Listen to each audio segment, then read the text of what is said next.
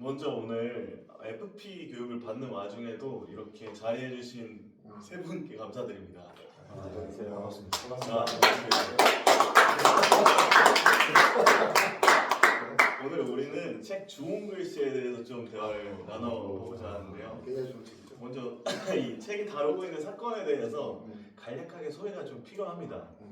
일단 17세기에 보스턴에서 있었던 어떤 한 간통 사건을 주제로 시작되는 이야기인데요.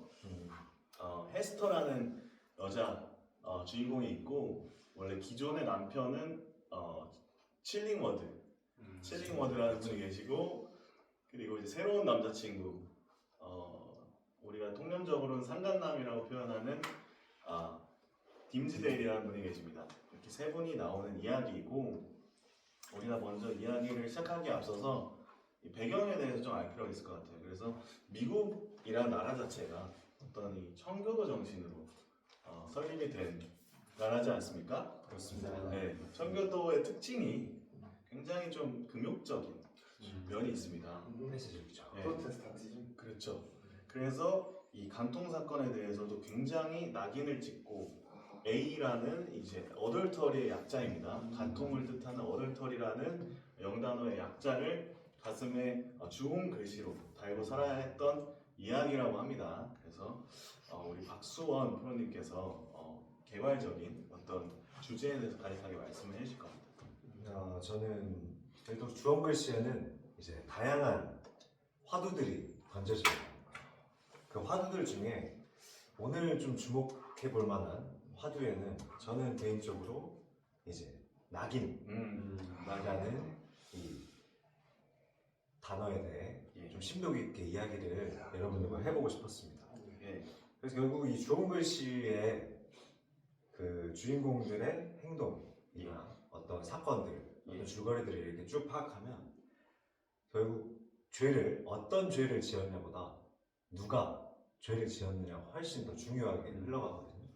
그래서 이런 점에 좀 주안점을 두고 이 사람에 대해, 죄가 아닌 사람에 대해 이제 낙인을 찍고 그 한 번의 낙인으로 평생을 고통받는 그러한 세태에 대해서 한번 이야기를 해보고자 합니다. 이런 말이 있죠. 죄는 미워하되 사람은 미워하지 말라는 어떤 격언이 떠오르는 어떤 말씀이었던 것 같습니다. 그렇습니다. 한채아 프로님 어떻게 생각하십니까? 참 어려운 질문인데요.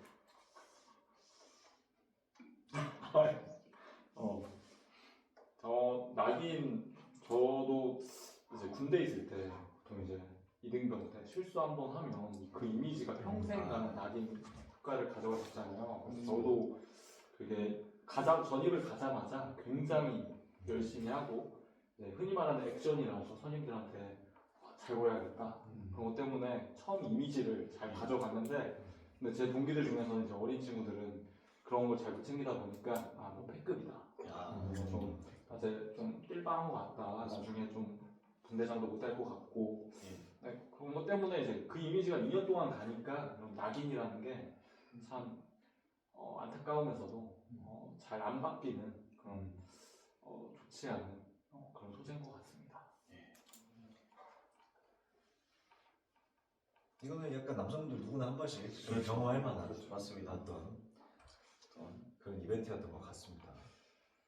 여기서 제가 생각했을 때 약간 포인트로 잡아야 되는 부분이 뭐냐?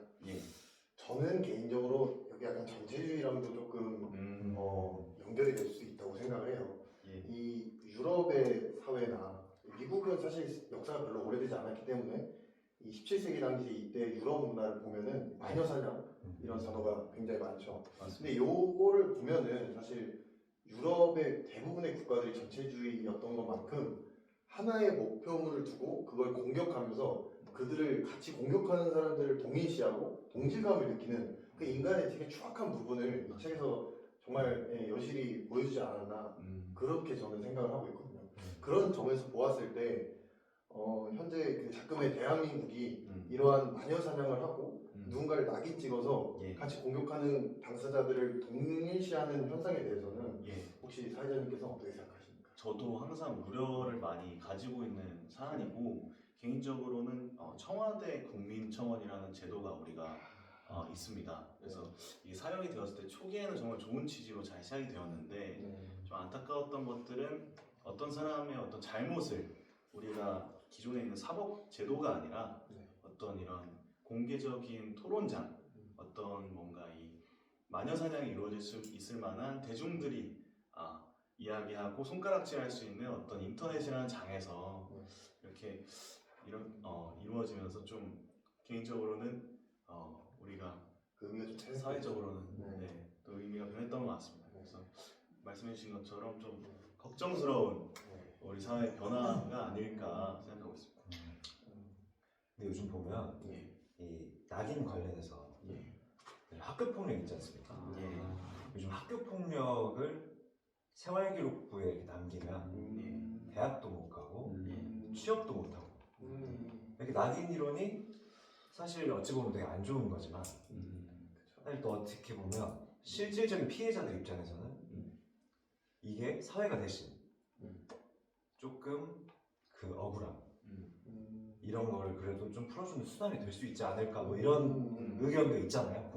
맞습니다. 그래서 막 뭐 드라마나 이런 막 공개 재판 같은 막 옛날 국민 사형 투표인가요?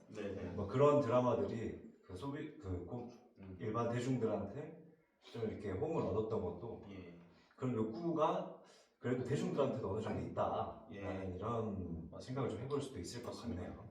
그러면 제가 박수원 프로님의 말씀을 좀 듣고 보니까 세 가지 키워드가 중요한 것 같습니다. 범죄, 피해, 가치관. 저 요 세 키워드가 떠오르는 이유는 범죄를 저지른 당사자에 있어서 피해를 입은 사람들이 그 사람을 낙인 찍고 이 사람은 조금 범죄자라고 하는 건 이건 어떻게 보면 사회적인 여과목 효과가 있다고 볼 수도 있을 것 같아요. 하지만 자신들과 좀 다른 가치관, 이제껏은 볼 수 없었던 그런 가치관을 가진 사람들에 대해서 이 낙인을 찍는 것은 이건 과연 올바른 긍정적인 효과의 낙인인지 좀 얘기를 해볼 필요가 있을 것 같아요. 황찬 프로 그거에 대해서는 어떻게 생각하시나요? 우리가 흔히 아는 말 중에 뭐 죄가 없는 사람만 돌을 던져라 라는 말이 있잖아요. 근데 그렇게 보기에는 우리는 다 한 번쯤은 죄를 다 저지르고 죄가 없는 사람 없으니까. 근데 이제 이런 낙인 효과라는 게 피해자한테는 굉장히 좋은 제도라고 보는 게 그분들은 이제 범죄를 직접 해를 당하면서 이제 앙금이나 울분이 있을 텐데 그걸 대신 이제 나라에서 처리를 해주면서 이제 낙인이라는 걸 덕분에 이제 사회생활에 그 지장을 받고 그분들 일상생활을 제대로 못하는 것을 보면서 약간의 통쾌함이 있을 것 같습니다. 근데 이제 저희가 우려해야 될 것은 이제 실제 범죄를 저지르지 않는 사람이 오해를 받는 경우에는 저희가 인터넷이 발달한 요즘에는 굉장히 쉽게 오해를 하고 또 저희가 대중성 통해서 매스컴이나 금방금방 정보가 전달되지 않습니까? 그래서 그런 오해에 대한 오류 그런 거는 이제 저희가 낙인의 관점에서는 조금은 지양해야 되지 않을까라는 생각이 있습니다. 혹시 이 부분에 대해서 어떻게 생각하십니까? 건강한 지적이라고 생각하고 있습니다. 사장님 혹시 하나 질문 드려도 될까요? 그럼요.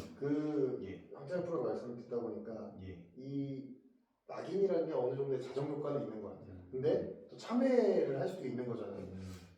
그렇게 봤을 때 한 번 잘못을 한 사람이 있어서 뭐 범죄의 경주에 따라 다르겠지만 그 사람한테 이 기회를 줘야 된다고 보십니까? 아니면 낙인은 이 사람을 낙인 찍어야 된다고 보십니까?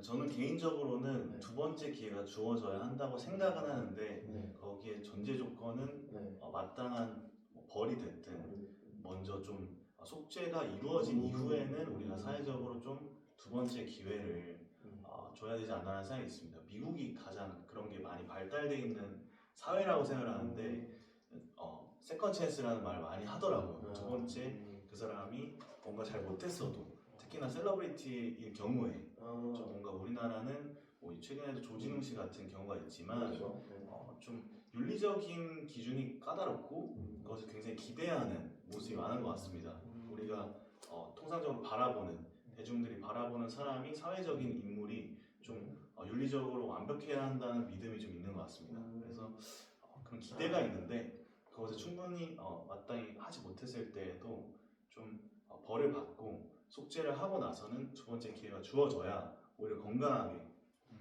사회가 나아갈 수 있지 않나 개인적인 의견입니다. 그런 점에서 봤을 때 주인공 헤스터는 예. 속죄를 충분히 받았다고 생각하십니까? 제가 생각했을 때는 그렇고 가장 이제 속죄가 되었다고 볼만한 부분이 사랑했던 남자가 이제 죽습니다. 딤즈데일이라는 인물이 본인의 어떤 잘못을 고백하고 처형이 되면서 어떻게 보면 그렇죠. 사회적으로 자살을 한 거나 다름이 없는 상황인데 그렇게 사랑하는 사람을 잃었다는 것 자체가 가장 큰 벌이 아니었을까 생각이 듭니다. 네, 뭐 저도 같은 의견입니다. 그래서 어쨌든 사실 이 좋은 글씨에서의 핵심은 결국 이제 죄 자체보다 이제 죄를 대하는 어떤 사회의 태도 이런 게 좀 위주이지 않습니까? 그래서 우리도 항상 이런 고전을 읽으면서 어느 진리는 어느 시대를 막론하고 통하잖아요.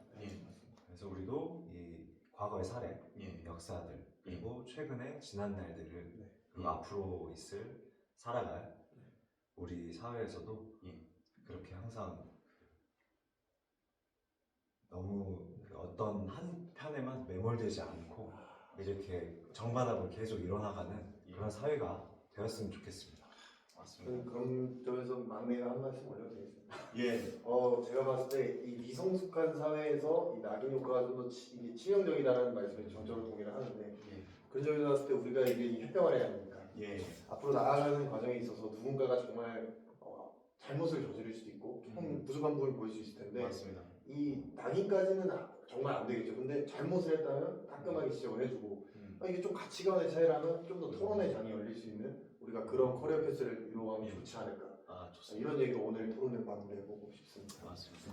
굉장히 건강한 마무리 발언이었고 늦은 시간까지 함께해 주신 우리 FP 여러분 감사합니다. 감사합니다. 감사합니다.